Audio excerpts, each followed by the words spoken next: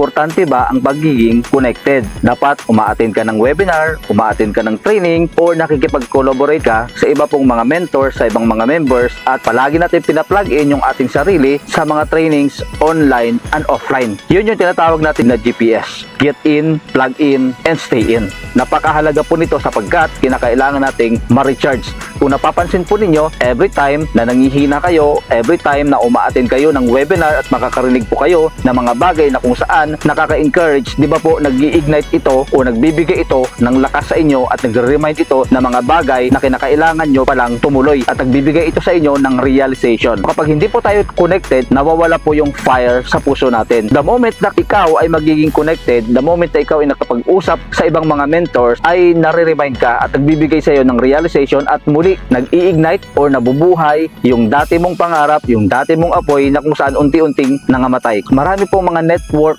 marketer na sa una lang nag-aalab sila, sa una lang nag-aapoy sila, sa umpisa lang hindi sila mapigilan, pero along the way habang tumatagal sila po ay unti-unting humihina, yung apoy na dating nakikita mo ay unti-unti pong nawawala. Success is not about destination but is about a journey. Habang ikaw po ay papunta sa success mo, along the way marami ka pong madadaanan dyan na pwede mo pong matutunan. Maraming mga learnings at unti-unti lumalago ka, nag-grow ka as a person. If the branches is not connected in the vines, unti-unti po itong malalanta, unti-unti po itong mamamatay, at kahit may bunga pa yan, pati yung bunga niya ay unti-unting malalaglag at mawawala sila. Marami pong mga nag-umpisa sa network marketing pero they are not connected, hindi uma-attend ng trainings, hindi uma-attend ng webinars, walang time, walang oras, busy sila. Guys, iba po ang pagiging busy sa pagiging productive.